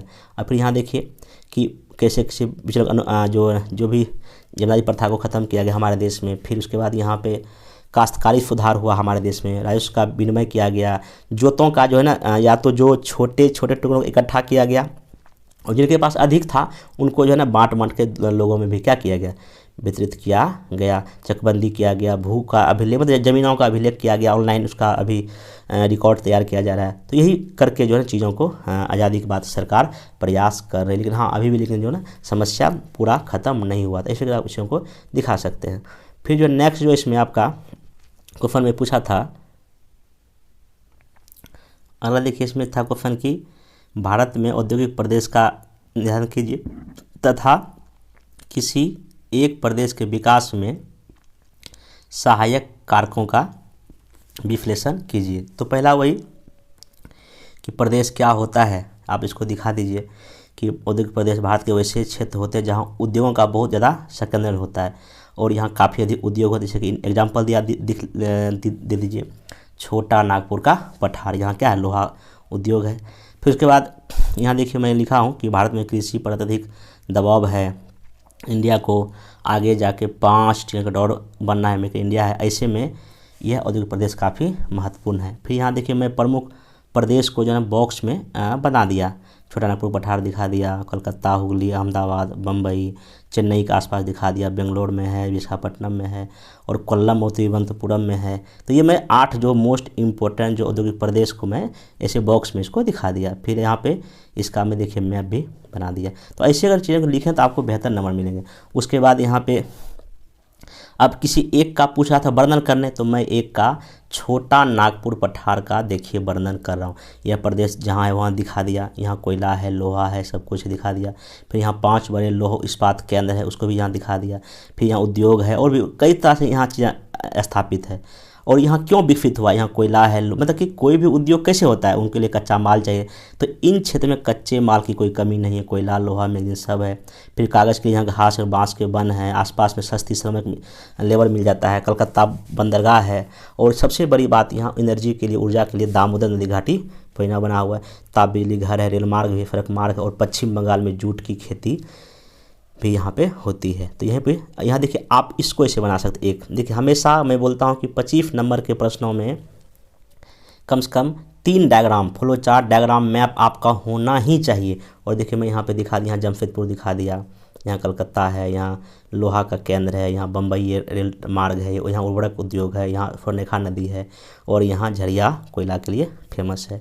तो इस तरह आप चीज़ों को दिखा सकते हैं और अंतिम में वही निष्कर्ष भी लिख सकते। देखिए निष्कर्ष में क्या लिखिएगा कि इस प्रकार छोटा नागपुर पठार प्रदेश अर्थव्यवस्था की दृष्टि से काफ़ी इंपॉर्टेंट है, जीडीपी में काफ़ी हिस्सा देता है, अतः यहाँ को और भी सरकार के द्वारा अवसरों का विकास करना चाहिए ताकि इस प्रदेश का बेहतर विकास हो सके। ऐसे करके आप चीज़ों को समेट कर लिख सकते हैं। और देखिए सबसे बड़ी बात है कैसे हर एक पार्ट को लिखा जाए, वो भी 2.5 पेज में। मेरा हमेशा जब भी मैं जो मेरे यहाँ जो मेंस का जो चाहे जीएस का चलता हो या ऑप्शनल जो चल रहा है, उसमें मेरा प्रयास यही रहता है कि कम चीज़ों में बेस्ट कंटेंट के साथ अपने उत्तर को आप कैसे लिखें, ये सीखना एक बहुत ज़रूरी है। देखिए एक पेज मुश्किल से यहाँ पे हुआ है, फिर ये दूसरा पेज है, और देखिए तीसरा पेज आते आते अपना आंसर क्या हो गया, ख़त्म हो गया। और ये इस प्रश्न को आंसर को लिखने में आपका 15 मिनट में आप इजीली लिख सकते हैं 25 मार्क्स में। और बीपीएससी में ज्योग्राफी में आपको 25 मार्क्स के क्वेश्चन का काफ़ी बोलबाला है। कल क्वेश्चन में दिया था यहाँ पे कि भारत के महानगरों में गंदी बस्तियों के पर्यावरण क्या है, मतलब कि गंदी बस्ती के आसपास जो क्या क्या समस्या है। तो वही मैं यहाँ देखिए पहले यहाँ भूमिका में क्या लिखा, भूमिका पर ही कि जनगणना 2011 के अनुसार भारत में महानगर जो 10 लाख से अधिक आबादी वाले को बोलते हैं, लगभग यहाँ पे लगभग 18 से 20 करोड़ आबादी रहती है। इन कुल आबादी का लगभग 20 से 25% आबादी गंदी बस्ती तो स्लम एरिया में रहता है, और यहाँ का वातावरण या पर्यावरण काफ़ी निम्न स्तरीय है। यहाँ देखिए दिखा दिया गंदी बस्ती का, यहाँ बस इसको अगर फ्लो चार्ट आप ऐसा बना देंगे, सकरी गलियाँ हैं, रोशनी नहीं है, गलियाँ बहुत ख़राब है, पेयजल की कमी है, आधारभूत संरचना का अभाव है, खुली नालियाँ हैं, कच्चे मकान हैं, और बहुत अधिक भीड़ भाड़। अब इसी को हम यहाँ देखिए डिटेल में चीज़ों को लिख दिया। इसको शॉर्ट में आप जो ना भीड़ है वही बात यहाँ पे इसको आप पॉज करके वीडियो देख लीजिए, क्योंकि थोड़ा सा टाइम का थोड़ा कमी है। बाकी यहाँ देखिए आप इसको लिख सकते हैं आराम से। और अंतिम में वही कि अब यहाँ देखिए मैं दिखा भी दिया कहाँ कहाँ कितना कितना लगभग जहाँ स्लम एरिया देख रहे हैं यहाँ पे इतना लाख लोग है, 41% लोग जो है ना बम्बई के स्लम एरिया में रहता है। कलकत्ता का दिखा दिया, दिल्ली, मतलब ऐसे आप कुछ ना डेटा फ्लो चार्ट दिखा के आंसर को और बेहतर आप कर सकते हैं, ठीक है ना। फिर यहाँ पे आगे की राह भी दिखा सकते हैं कि हमको क्या क्या स्मार्ट सिटी करना चाहिए, और भी जो चीज़ें करके आप बेहतर आंसर लिख सकते हैं। फिर नेक्स्ट जो है यहाँ पे हाँ ये क्वेश्चन था कि सीमा पार आतंकवाद में भू आकृति की क्या भूमिका है। मतलब कि कहने मतलब ये है कि जो मेरा जो लैंड जो है स्थलाकृतियाँ हैं, कैसे जो हमारे देश में आतंकवादी घटनाएं में उसका क्या इम्पैक्ट है, कैसे फैक्टर है, आपको ये दिखाते। वहीं पे यहाँ लिखा हूँ कि आतंकवाद बिना कारण निर्दोष लोगों की हत्या, आर्थिक क्षति पहुँचाना, भय का माहौल पैदा करना में आतंकवाद में यही होता है। एक जटिल समस्या विश्व के सामने बन के आ रहा है, जिससे सामाजिक, आर्थिक, राजनीतिक, सांस्कृतिक आयाम है।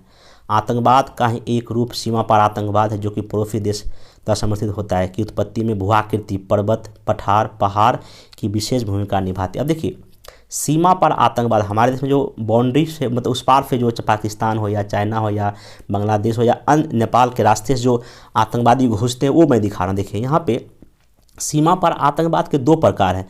एक तो सैन्य आतंकवाद है, आर्थिक आतंकवाद है, और पर्यावरणीय आतंकवाद के रूप में हमारे यहाँ खतरा पैदा कर रहा है। सैन्य आतंकवाद पाकिस्तान द्वारा अवैध घुसपैठ किया जाता है। आर्थिक आतंकवाद क्या होता है, मनी लॉन्ड्रिंग होता है, नकली दवा मुद्रा आती है, और पर्यावरण जंगलों में आग लगा दिया जाता है। और कैसे भू-आकृति भूमिका निभाती इन आतंकवादी को बढ़ाने में। देखिए एक तो हमारे देश में कुछ जटिल भू-आकृति है और एक समान भू-आकृति है। तो जटिल भू-आकृति संरचना वाले जैसे कि पर्वतीय है, घने जंगल, बीहर, सीमा पार आतंकवादी घटनाएं कम होती है, परंतु समतल भूमि, समुद्र आदि के द्वारा सीमा पार आतंकवादी गतिविधियां ज़्यादा होती है। जैसे कि 26/11 जो बम्बई में जो हमला हुआ था ताज पर, वहाँ तो लोग समुद्र के रास्ते से आए थे। मैं यहाँ लिखा दिया एग्जाम्पल के लिए कि भू-आकृति जटिलता के कारण कश्मीर, हिमाचल प्रदेश, उत्तर पूर्व क्षेत्रों में सीमा पार घटनाएं कम देखने को। हाँ नक्सलवाद है अलग बात है, परंतु कश्मीर में झेलम और चेनाब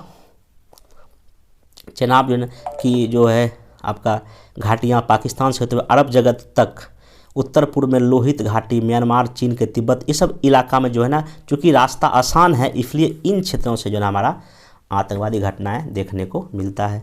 फिर पाकिस्तान, नेपाल, बांग्लादेश घाटी में लंबी जो है ना आपका खुली सीमा है, यहाँ से भी हमको आतंकवादी घटनाएं देखने को। देखिए यहाँ पे दिखा, यहाँ देखिए इस जगह पाकिस्तान से, नेपाल से आ रहा है, ये देखिए इधर से आ जा रहा है, इधर से आ जा रहा है, इधर से भी घुस जा रहा है। हाँ लेकिन जहाँ पे पर्वत पहाड़ है वहाँ से लोग कम आता है, क्योंकि रास्ता जितना आसान हो वहाँ जल्दी आतंकवादी लोग आ जाते हैं। ये देखिए इसके अलावा देश के कुछ हिस्सों में जो है ना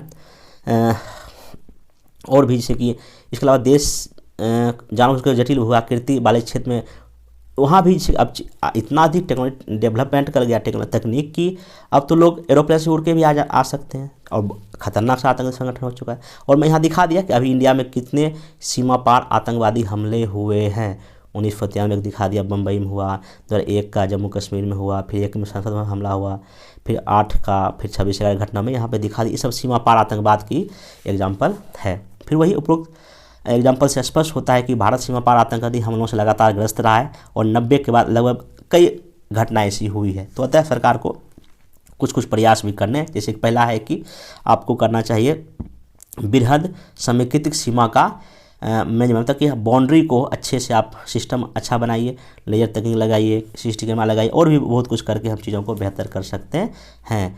आगे का भी मैं यहाँ पे दिखा दिया, मतलब आधार का विकास करना चाहिए, सैन्य बलों का आधुनिकीकरण करना चाहिए, ये सब दिखा सकते हैं आप। बाकी डिस्कस वही कि सीमा पर आतंक देश के लिए खतरा है, अतः इसको बचने के लिए केंद्र और राज्य को मिलकर काम करना चाहिए। इस की भूमिका को आप लिख सकते हैं। देन आपका क्वेश्चन है कि हाँ, आज़ादी के बाद भारत का राज्यों का कैसे कैसे हुआ है पुनर्गठन। मतलब कि आपको पता है कि 1956 में हमारे देश में 14 राज्य थे और 6 केंद्र शासित प्रदेश थे। आज यही भर के 28 हो गया है। इसका मतलब आधे से अधिक राज्य बन गया है, मतलब डबल हो गया है। इसका मतलब कहीं ना कहीं आफ्टर इंडिपेंडेंस जो है हमारे देश में राज्यों की संख्या बढ़ ही रही है, घट नहीं रही है। तो वही यहाँ पे आपको लिखना था कि इंडिया का जो संविधान का अनुच्छेद 1 क्या कहता है कि राज्यों को संघ घोषित कर, परंतु आफ्टर आज़ादी के बाद भारत में कई ब्रिटिश प्रांतों और देशी रियासतों में बटा हुआ था, मतलब पहले। उसके बाद जो है ना हमारे देश में कई जो है ना राज्यों का गठन हुआ और आज भारत जो है ना इसी रास्ते पे, मतलब कि संघीय ढांचे के अनुसार चल रहा है। बाकी यहाँ पे मैं दिखा दिया कि क्या था देशी रियासत का एकीकरण कैसे कैसे हुआ। पहले 552 था, पटेल जी के नेतृत्व में सबको लगभग जो है एक कर दिया गया, और फिर 1956 में जो है ना आपका बना था क्या। फिर यह देखिए मैं कई कमेटी जिक्र कर दिया। दर आयोग बैठा था, जेवीपी कमेटी बना था, फजल आयोग कमेटी बना था, जिसने क्या क्या बताया था ये लिखा दिया। फिर जो है इसके बाद अंतिम में यहाँ कि जो 1 नवंबर 1956 को जो ना क्या 14 राज्य था और 16 यूटी था यहाँ। और तब से लेके आज तक जो देखिए कैसे कैसे हमारे देश में राज्यों का किस किस आधार पर देखिए डेवलपमेंट हुआ दिखा दिया। सांस्कृतिक आधार पे आंध्र प्रदेश बना, बम्बई बना, फिर ये मतलब भाषा के आधार पे, भौगोलिक आधार पे नागालैंड, मणिपुर सब बना। फिर आर्थिक विकास पर देखिए आपको उदारीकरण के बाद आपको 3 राज्य झारखंड, छत्तीसगढ़ और उत्तराखंड बना, ये दिखा। बाकी 2014 में आपका बना तेलंगाना, कई आधार पे मैं दिखा दिया यहाँ पे। फिर हाल ही में अभी जम्मू कश्मीर में जो है ना जम्मू कश्मीर का जो है ना वो क्या है यूटी बना है। फिर जो दादर नागरा हवेली का भी जो है ना मिला दिया गया। तो ऐसे करके आप चीज़ों को दिखा सकते हो, मतलब डेवलपमेंट आफ्टर इंडिपेंडेंस क्या क्या हुआ तो आप किस बेसिस पे हुआ इसको आप दिखा सकते हैं। बाकी यहाँ पे अंतिम निष्कर्ष कि आज़ादी के बाद जो है लगातार बढ़ते जा रहे हैं। हाँ, लेकिन अतः हमको यहाँ पे नए राज्यों को बनाने की से अच्छा है कि वहाँ पे प्रशासन या आर्थिक सामाजिक विकास किया जाए, ताकि देश में जो है क्षेत्रता का भावना का विकसित ना हो गए। और वही आगे के राम वही किसानों से विकास करना चाहिए, रोजगार, शिक्षा, स्वास्थ्य करके हम नए राज्यों की डिमांड को कम कर सकते हैं और निष्कर्ष लिख के आप आंसर को एक बेहतर मोड़ दे सकते हैं। ठीक ना। फिर नेक्स्ट क्वेश्चन था, हाँ ये बहुत क्वेश्चन इसका डिमांड था कि बिहार में ग्रामीण बाजार केंद्रों की क्या भूमिका है। देखिए ग्रामीण बाजार केंद्र, अगर आप बिहार में अगर जाइएगा तो हाट बाजार लगता है और भी छोटे मोटे कई सारे मार्केट होते हैं, वो उस इलाके के लिए क्या भूमिका है। तो ऑब्वियसली अगर कोई मार्केट लगता है तो कृषि उद्योग सबका विकास वही आपको यहाँ पे लिखना है। तो वही मैं लिखा हूँ। भारतीय जनगणना 2011 के अनुसार लगभग बिहार में 89% लोग गाँव में रहते हैं।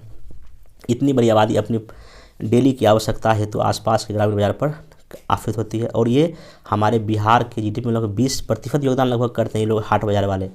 ठीक है। उसके बाद अब यहाँ पे लिखा दिया ग्रामीण विकास विभाग बिहार सरकार द्वारा ग्रामीण बाजारों को निम्न 3 वर्गों में बांटा है।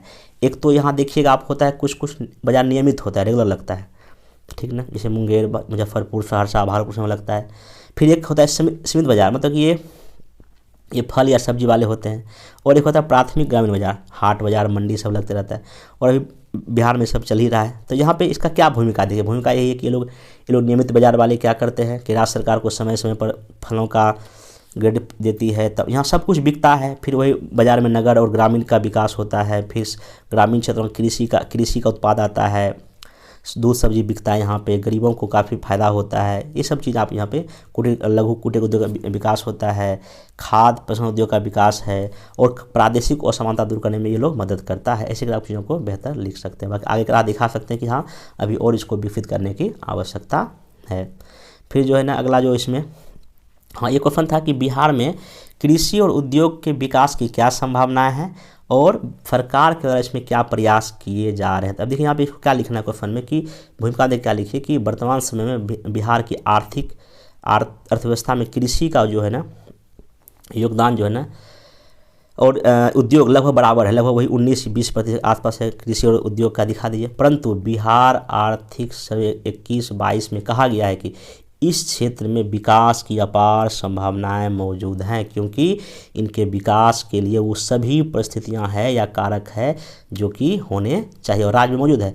अब यहाँ आप देखिए कैसे इसको बेहतर ढंग से लिख सकते हैं, सीखिए कि कृषि की संभावनाएं क्या क्या है। देखिए क्यों पोटेंशियल है हमारे देश में कृषि बिहार राज्य में। पहला, भौतिक कारक में जलवायु अच्छी है, मृदा उर्वर है, नदियां हैं, समतल भूमि है।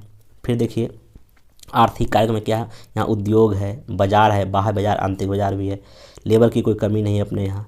फिर आधारभूत कारक परिवहन भी है, सिंचाई का भी सुविधा लगभग है, भंडारण का भी सुविधा है और सरकार की नीति भी अच्छी है, कृषि रोडमैप चल रहा है, कृषि सहायता दी जा रही है और योजनाएं भी बनाए। मतलब कि संभावनाएं दिखा रहा हूँ मैं।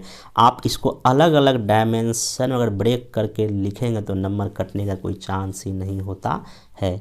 फिर देर यहाँ पे उपरोक्त सभी कारक को अच्छे ढंग से आपको लिख लीजिए तो आपका आंसर हो जाएगा। मैप बना दीजिए।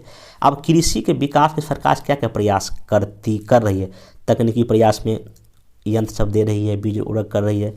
फिर आपका जो इसमें क्या क्या हो रहा है, भूमि सुधार हो रहा है, बैंक द्वारा ऋण दिया जा रहा है, सरकारी योजनाएं चल रही है और अन्य प्रयास भी सरकार के चल रहे हैं, ये दिखा सकते हैं। फिर उद्योग में आप क्या दिखाइएगा, उद्योग की संभावना कोई कमी नहीं है। यहाँ भी पहला तो कृषि आधारित उद्योग की है, गन्ना, कपास, ये सब, चावल का।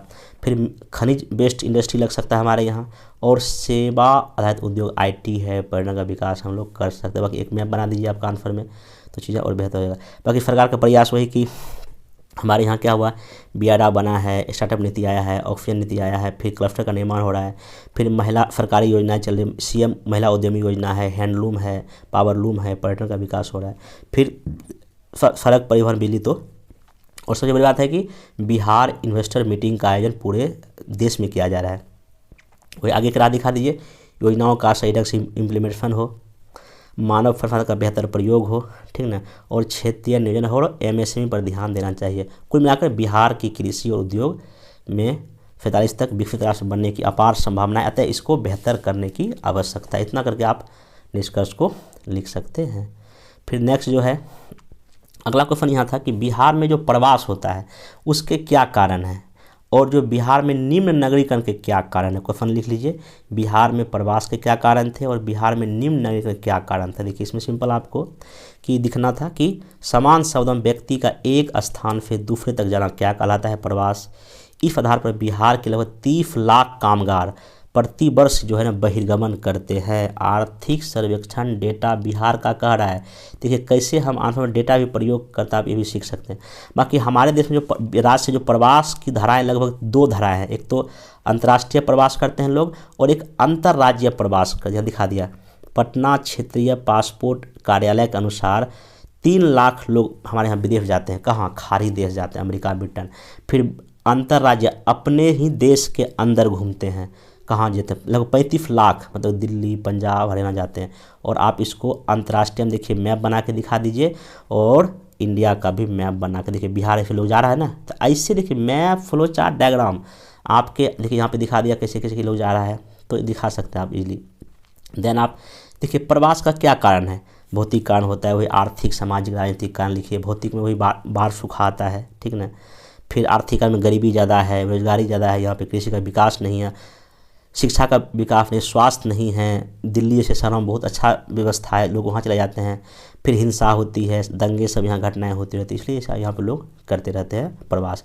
फिर यहाँ निम्न नगरीकरण के क्या कारण है, मतलब बिहार में निम्न नगर शहर इतना कम क्यों है। यहाँ मैं दिखाया हूँ कि सामाजिक आर्थिक रूप में ग्रामीण जनसंख्या से नगरीय जनसंख्या में परिवर्तित की प्रक्रिया को क्या बोलते हैं, नगरीकरण बोलते हैं। जनगणना 2011 के अनुसार बिहार की मात्र 11%, 11.3% लोग जो है शहर में रहते हैं, जबकि राष्ट्रीय स्तर पे 31% लोग कहाँ रहते हैं। इंडिया में बिहार में जो निम्नीकरण बहुत ही नम्न है, नगरीकरण बहुत ही कम है।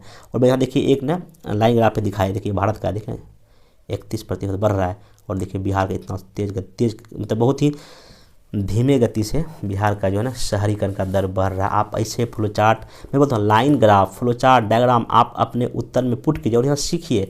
और मेरा मेंस कॉन्फ्रेंस प्रोग्राम जो चल रहा है 67 को लेके लगातार टेस्ट होता है, डीआर फाइटिंग को जो प्रोग्राम चलता है, मैं यही सिखाता हूँ कि कैसे एक वेस्ट तरीके से आपको आंसर को लिखना है। फिर जो है यहाँ पे देखिए आर्थिक कारण वही कि भारत एक बिहार कृषि प्रधान देश है। यहाँ लगभग 80% लोग तो खेती बाड़ी करता है और ये गांव में रहना पड़ता है, इसलिए शहर नहीं बन पाया है। फिर हमारे यहाँ सेवा क्षेत्र की कमी है, बीपीओ सब नहीं है। फिर प्राकृतिक बाढ़ आ जाता है हर एक साल, तो क्या शहर बनेगा। फिर जो है हमारे यहाँ जो है ना खनिज संसाधन अभाव है, बड़े बड़े उद्योग नहीं है, शिक्षा का विकास नहीं हुआ, इसलिए लोग शहर में नहीं रहते हैं। उसके बाद जो है ना हमारे यहाँ लोग प्रवास भी कर जाते हैं उसके बाद बीमारी, महामारी, ये सब चीज़ों की वजह से हमारे पर्यावरण का विकास नगर नहीं बना है। और अंतिम वही कि बिहार को विकसित राज्य श्रेणी में बड़ा अवरोध यही है कि हमारे यहाँ नगर जो है ना नहीं है और लोग प्रवास कर जाते हैं।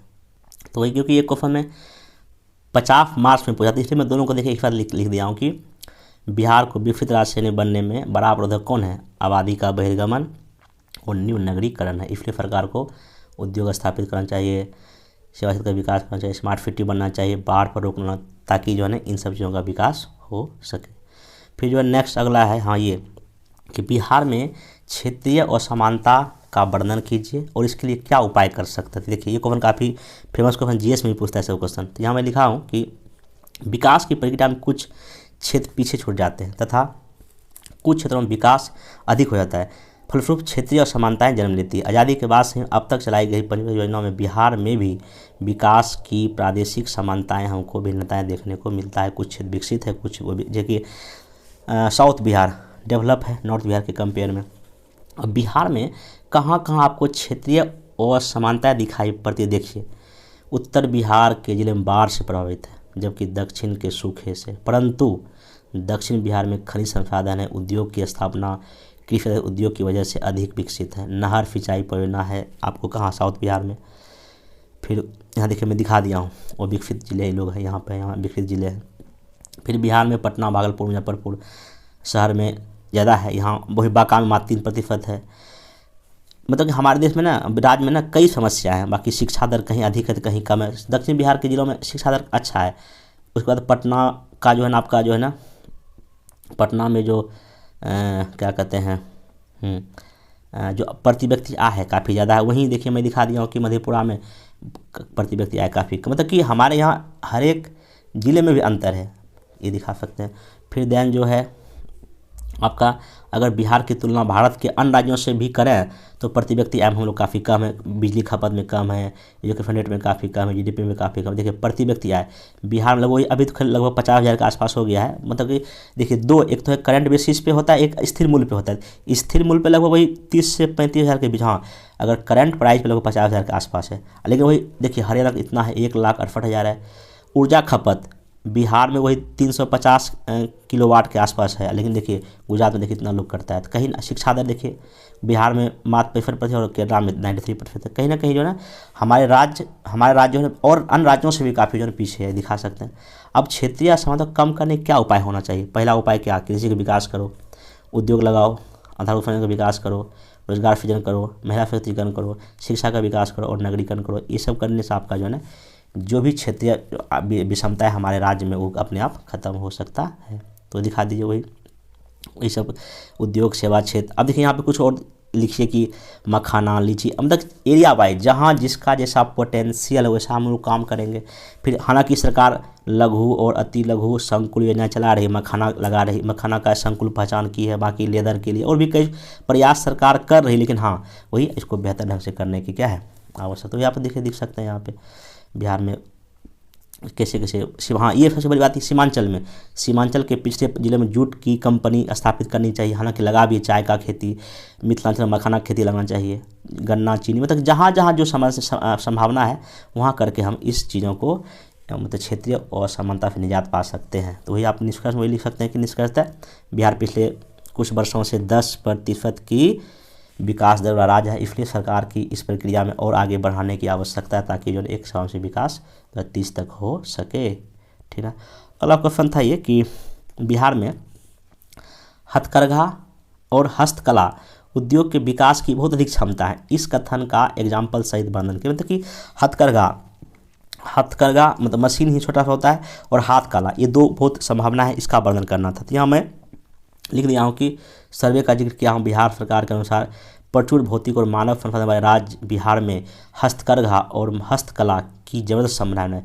यह उद्योग 27 तक 25 लाख रोजगार दे सकता है, ये खुद जो है ना सर्वे में बात कहा गया था। फिर ध्यान जो है ना यहाँ पे ध्यान देने योग्य है कि बिहार प्राचीन काल से हमारे यहाँ हाथ से बनाने की कला है और आज भी है। तो यहाँ पे मैं लिखा हूँ कि बिहार में काफ़ी कौन कौन डिस्ट्रिक्ट वाइज दिखा दिया। भागलपुर में देखिए क्या रेशमी सूती वस्त्र दिखा सकते हैं, बांका में क्या क्या है, गया में क्या क्या हो सकता है, नालंदा में क्या क्या, नवादा में, हर एक ज़िले में कुछ ना कुछ हमारे यहाँ जो है ना हाथ की कलाएँ संभव है, इसको दिखा दीजिए। फिर उसके बाद यहाँ पे हस्तकला में देखिए पटना में कलम चित्रकारी हो सकता है, मनुष्य शैली है, मधुबनी चित्रकला बना सकते हैं हम लोग। सिक्की एक प्रकार की जो घास होता है उससे भी कुछ हम लोग कर सकते हैं। जूट के से हाथ से कुछ बना सकते हैं, रंग बिरंगा चीज़, बाँस से कुछ बना सकते हैं। फुजनी जो मशीन सिलाई होता है उसको हम कुछ कर सकते हैं। धातु हस्तशिल्प में हम लोग कुछ बना सकते हैं। तो कहने मतलब ये है हमारे देश में ना राज्य में हस्तकरघा और जो है ना हाथ की कला का काफ़ी संभावना, आप इसको ऐसे करके ले आओ। लेकिन हाँ कुछ कुछ जो है ना कमियां हैं, कमियों को दूर करना पड़ेगा और सरकार इसके लिए प्रयास भी कर रही है। जैसे कि एक राज्य सरकार जो मुख्यमंत्री जो है ना एक हथकरघा योजना ही चला रही है, इसमें 15,000 रुपये दिया जा रहा है। फिर अतुल लघु उद्योग संकुल जो है मुख्यमंत्री जी चला रहे हैं। ऐसे करके आप चीज़ों को लिख सकते हैं। बाकी बुनकरों को जो है ना अलग से सहायता राशि दी जा रही है। तो आप इसे करके चीज़ों को लिख सकते। ये बहुत अच्छा इंपॉर्टेंट क्वेश्चन, इसको देख लीजिए। मैं कैसे इसको ना बारीकी से काफ़ी अच्छे से मैं इसको लिख दिया हूँ। देखिए हर एक जिला के दिखा दिया हूँ कहाँ कहाँ क्या है, मतलब कि हस्तकरघा में। फिर हस्तकला जो हाथ से जो कला बनती है, देखिए पटना कलम है, मनुष्य शैली है, मधुबनी चित्रकला है, फिर सिक्की घास से जो बनता है, फिर सुजनी कला है, ये सब आप इसको दिखा दीजिएगा। तो बाकी क्या क्या सरकार करे वो दिखा दी। हमेशा देखिए हर एक अप्रोच में आपको आंसर को लिखना ही पड़ेगा, तभी आपको बेहतर नंबर मिलेगा। देन फिर देखिए बिहार में, हाँ ये क्वेश्चन काफ़ी डिमांड था कि फिर इसका कैसे आंसर लिखा जाए। क्वेश्चन देखिए क्या था कि बिहार के किसी एक नगर का आकाराकी पे वर्णन कीजिए। वही है डिकिंसन के अनुसार नगर आकाराकी का मतलब होता है उसका क्या बसाव योजना है शहर का, ठीक ना। तो अब नगर की आकाराकी दो, या तो उसके अंदर की स्ट्रक्चर कैसा है, उसका बाहर का स्ट्रक्चर कैसा है। तो वही तो यहाँ पे अगर आप यहाँ पे मैं पटना का देखिए पटना का दिखाया हूँ यहाँ पे, इसको देख लीजिए। देखिए नगर की मतलब आंतरिक में क्या भौतिक विन्यास, सड़क कैसा है, गली मकान कैसा है, फिर वहाँ के लोग कौन कौन कार्य करते हैं, और बाहरी संरचना उसका बाहर से जुड़ाव कैसा है बाहर और शहरों से। तो जनगणना 2011 के अनुसार बिहार में लगभग 199 शहर है, 11% यहाँ आबादी रहती है, और प्रमुख हुई पटना भागलपुर जो मेन शहर है। अब देखिए पटना नगर की आकारा की बताना, देखिए इसमें पहला देखिए यहाँ पे रैखिक प्रतिरूप है पटना के विशेष संदर्भ में गंगा नदी है उसके रैखिक में है, ठीक है, ये दिखा दीजिए पहला। फिर फर्क विन्यास यहाँ क्या, पटना के प्रमुख शहर अशोक राजपथ, बेली रोड, कदम कुआं, घंची रोड है, ठीक ना। अशोक राजपथ कहाँ से कहाँ फैला हुआ दिखा दीजिए। फिर मुख्य फर्क दिखा दीजिए। फिर यहाँ पे देखिए ये देखिए डायग्राम बना दिया। देखिए ये गांधी मैदान यहाँ पे है, देखिए यहाँ पटना जंक्शन है, देखिए रोड आ रहा है, इधर बेली रोड गया है। फिर देखिए कदम कुआं है, कदम ठाकुरबाड़ी सब यहाँ दिखा दीजिए। मतलब कैसे जो है ना कैसा अंदर का विन्यास दिखा दीजिए, कहाँ कहाँ कैसा कैसा क्या बनावट उसका है। फिर देना आप यहाँ सांस्कृतिक केंद्र जैसे कि श्री हरमंदिर साहिब के मंदिर पटना सिटी में, महावीर मंदिर पटना के जंक्शन के आसपास है। फिर यहाँ कुछ कुछ वाणिज्यिक क्षेत्र जैसे कि पटना गांधी मैदान है, इसको हम CBT बोल सकते हैं, सेंट्रल है पटना का गांधी मैदान, उसके चारों और भी चीज़ें हैं। फिर प्रशासनिक केंद्र में क्या है, सचिवालय है आपका, ठीक ना। और देखिए ये मेनली आपका पटना का डायग्राम, देखिए गंगा नदी जा रही है, देखिए दीघा रोड है, देखिए यहाँ पे गांधी मैदान है, देखिए पटना जंक्शन है, स्टेशन रोड है, बेली रोड है। आप ऐसे करके चीज़ों को डायग्राम बना लीजिए। ये अगर बना देंगे तो आपको इसमें लगभग 16 नंबर आराम से आ जाएगा 25 नंबर में, ठीक है। इसको देखिए ये आपको कहीं नहीं मिलेगा, किसी बुक में नहीं मिलेगा, इसको फिर मैं ही बनाया देख लीजिए इसको। फिर देन जो है आपको शिक्षा केंद्र है अशोक राजपथ के उत्तर तरफ, और गांधी मैदान के पश्चिम में पटना विश्वविद्यालय है। मतलब कि आपको पूरे पटना का मैं दिखा दिया कहाँ कहाँ क्या है। मतलब कि उपरोक्त विषय से पता चलता है कि पटना नगर प्राचीन काल से ही जो है ना एक मेखला के रूप में विकसित है। वर्तमान समय में कई नाभिकीय केंद्र यहाँ बन गया है। पटना नगर अब मिश्रित हो गया है, मतलब कहीं ना कहीं सब कुछ अलग जगह अलग अलग हो गया। अब आगे के राह दिखा दिया, पटना मेट्रो बन रहा है, स्मार्ट सिटी बन रहा है, सड़क भीड़ भाड़ है, इसको फ्लाईओवर बनना चाहिए। मतलब आगे के राह भी मैं दिखा दिया, और अंत निष्कर्ष लिख के वही चीज़ों को कर दिया, ठीक ना। अब एक और प्रश्न है, एक क्वेश्चन था कि बिहार का जो मानव जो है जनसंख्या है संपदा है या विपत्ति। अब वही है मैं यहाँ पे, मतलब कि संसाधन जो मानव संसाधन है हमारे लिए अच्छा है या बुरा, मतलब कि एक वरदान है या अभिशाप, ऐसा भी उसको क्वेश्चन को समझ सकते। देखिए इसमें क्या कितना इसको बेहतरीन आप लिख सकते हैं कि एक जिम्बरमैन नाम के जो भूगोल के जो बहुत बड़े विद्वान कहते हैं कि संसाधन होते नहीं बनाए जाते हैं। तो इनका मतलब वही है कि कितना बड़ा बात है कि जो कोई भी रिसोर्स होता है हमको बनाना पड़ता है, ठीक ना। जो कोयला है, कोयला जमीन नीचे है, जब तक उसको निकालेंगे नहीं तो यूज होगा ही नहीं। तो ये पृथ्वी पर मौजूद सभी संसाधनों, मानव संसाधन को संसाधनों का संसाधन कहा जाता है, क्योंकि मानव भौतिक संसाधनों की गुणवत्ता में वृद्धि करके उसे आर्थिक दृष्टिकोण से क्या करता है, उपयोगी करता है। मानव संसाधन के दृष्टिकोण से देखें तो बिहार भारत का तीसरा सबसे बड़ा जनसंख्या राज्य है और पिछले 2-3 वर्षों में ये जो ना सर्वाधिक वृद्धि करने वाला मतलब कि विकास दर भी रहा है और जनसंख्या भी तेज़ गति से क्या हो रहा है, बढ़ रहा है। मैं यहाँ देखिए दिखा दिया यहाँ पे कैसे कैसे हमारे यहाँ जो ना पहले इतना था, अब इतना है, अभी देखिए कितना है, लगभग 11 करोड़ के आसपास है और कैसे जनसंख्या वृद्धि हो रहा है यहाँ मैं दिखा दिया हूँ। यदि इस विशाल जनसंख्या को शिक्षा, स्वास्थ्य, निवेश हम नहीं देंगे, हमारे लिए क्या बनेगा, समस्या, नहीं तो ये हमारे लिए क्या बन जाएगी, संपदा बन जाएगी। अब यहाँ दिखा दिया हूँ संपदा कैसे कैसे हमारे लिए रिसोर्स बन सकता है, अगर हम इसका हम आर्थिक विकास में यूज कर सकते हैं, प्राथमिक क्षेत्र में, द्वितीयक और तृतीयक में जगह का लाभांश ले सकते हैं, रेमिटेंस आएगा, मतलब अगर ये लोग अगर विदेश जाके पैसा कमा के भेजेंगे फिर सामाजिक क्षेत्र में बेहतर हो सकता है, खेलकूद में हम लोग कुछ अच्छा कर सकते हैं इनके बल पे, और राजनीतिक क्षेत्र में अच्छे नेता हम पैदा कर सकते हैं। मतलब कि जनसंख्या का कई लाभ है, कोई आर्थिक विकास हो सकता है इसके वजह से। फिर मतलब अगर युवाओं को कृषि में, उद्योग में, सब कुछ में हम लगा के अपने राज्य को विकसित कर सकते हैं, बस यही बात है। फिर जनसंख्या लाभांश हम इनसे प्राप्त कर सकते हैं, क्योंकि हमारे देश में भी लिखा हुआ देखिए 11 में लगभग 43%, अभी जो है ना 2041 में बिहार में 58% लोग का उम्र जो है ना 50 से 60 साल के बीच में होगा। जब पूरा देश लगभग उम्र 50 साल हो जाएगा, हमारे यहाँ वही मतलब ना जो 30 के आसपास रहेगा, मतलब हमारा राज्य जो है काफ़ी बेहतर स्थिति में है और के कंपेयर में। संपदा इसलिए भी हो सकता है क्योंकि रेमिटेंस भेज सकता है इसको हम, जैसे कि केरला के लोग क्या होते हैं, वो नर्स बन के जाते हैं विदेश, अच्छे पैसा कमा कर भेजते हैं। हमारे यहाँ के जो मजदूर बन के जाते हैं उतना अधिक पैसा नहीं भेज सकते हैं। फिर अच्छा सामाजिक क्षेत्र में क्या हो सकता है, अगर अच्छे लोगों को हम ट्रेनिंग दे के अच्छा टीचर बना सकते हैं, और भी डॉक्टर है, मेडिकल में बेहतर कर सकते हैं। और सबसे बड़ा इन संपदा का, इन मानव संपदा का यूज हम लोग ना राजनीतिक क्षेत्र में भी कर सकते हैं, ऐसा दिखा सकते हैं। फिर जो है ना अगर जो हमारे पास जो जनसंख्या है उसको हम खेल कूद में लगा सकते हैं, युवा लोग कुश्ती, कबड्डी सब खेल सकते हैं। हाँ, लेकिन अगर ये सब चीज़ हम नहीं करेंगे तब ये हमारे लिए क्या बन जाएगा, समस्या। कैसे, जनसंख्या अधिक होगा तो कई तरह की आर्थिक समस्या, गरीबी, बेरोजगारी, भुखमरी, दबाव बढ़ेगा, कई तरह की सामाजिक समस्या, पलायन, हिंसा, चोरी डकैती सब होगा, और कई तरह की राजनीतिक समस्या होगा, जैसे कि वोट बैंक को शासन भ्रष्टाचार को देखने को मिलेगा। मतलब वही आप इसको पॉइंट को डील कर दीजिए, वही आर्थिक समस्या बन जाएगा, सामाजिक समस्या बन जाएगा, फिर राजनीतिक समस्या बन जाएगा। इसके अलावा और भी कई चीज़ें हो सकता है। तो हमको जो है ना वही आगे की रहा वही कि हर जिले में ITI खोलना चाहिए, कौशल विकास योजना, कृषि रोड मैप, स्टार्टअप नीति करके हम इन युवाओं को, इन आबादी को बेहतर मार्ग पर ले जा सकते हैं और भारत को, सॉरी भारत बोलते हैं, बिहार को एक विकसित राज्य श्रेणी में हम लोग ला सकते हैं। ऐसे करके आप आंसर को लिख सकते हैं। तो ये देखिए लगभग इसमें मैं 11 क्वेश्चन से ज़्यादा ही था, लगभग 20 क्वेश्चन लगभग आप फिर डिस्कस कर लिया, और ये सबसे मोस्ट इम्पोर्टेंट क्वेश्चन है इंडियन ज्योग्राफी और बिहार के ज्योग्राफी का। तो आप इसको देखिए, और जिनको भी इसका PDF चाहिए नीचे दिए गए टेलीग्राम लिंक पे आप ज्वाइन कर सकते हैं, वहाँ आपको उसका PDF मिल जाएगा। उसके बाद 67 जिनका मेंस है उनके लिए कुछ बता दूँ कि GS चल रहा है मेरा अभी GS में भी लेटेस्ट एक बैच परसों लॉन्च हुआ, जिसमें कि मैं 100+ क्वेश्चन GS का दे रहा हूँ, 100+ पर डे 5 क्वेश्चन, लगभग 20 दिन एग्जाम बचा हुआ ना, 20 गुना 5, 100 क्वेश्चन होगा GS पेपर फर्स्ट और सेकंड मिला के। 100 क्वेश्चन से बाहर एग्जाम क्वेश्चन नहीं आएगा, उससे बाहर नहीं आएगा, उसमें करंट, पॉलिटी सब रहेगा।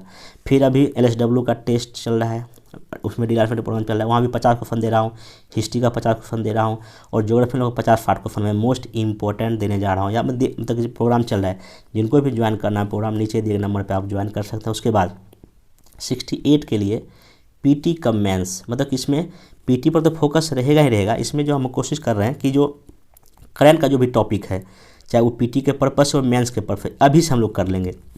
तो 5 तारीख दिसंबर से शुरू हो रहा है 68 PT, और उसमें मेंस में PT पर अधिक फोकस रहेगा। मेंस का भी क्वेश्चन प्रैक्टिस हम करंट अफेयर्स का, जैसे ब्रिक्स है, WTO, जो भी करंट का इशू रहता है ना, मेंस का भी हम टॉपिक कवर करा लेंगे। 5 तारीख से स्टार्ट हुआ है। जिनको भी इनरोल होना है नीचे दिए नंबर पर आप कॉल कर सकते हैं। बाकी अभी GS का कुछ हम वीडियो ला देंगे, अभी IR है, साइंस टेक का वीडियो ला देंगे। बाकी ज्योग्राफी ऑप्शनल में 1-2 वीडियो और ला देंगे ताकि आपका जो है कवर हो जाए। बाकी जिनको भी मॉडर्न अफेयर चाहिए नीचे दिए नंबर पे कॉल कर सकते हैं, आपको चीज़ें वहाँ से मिल जाएगी। तो मिलते हैं नेक्स्ट वीडियो में। Thank you.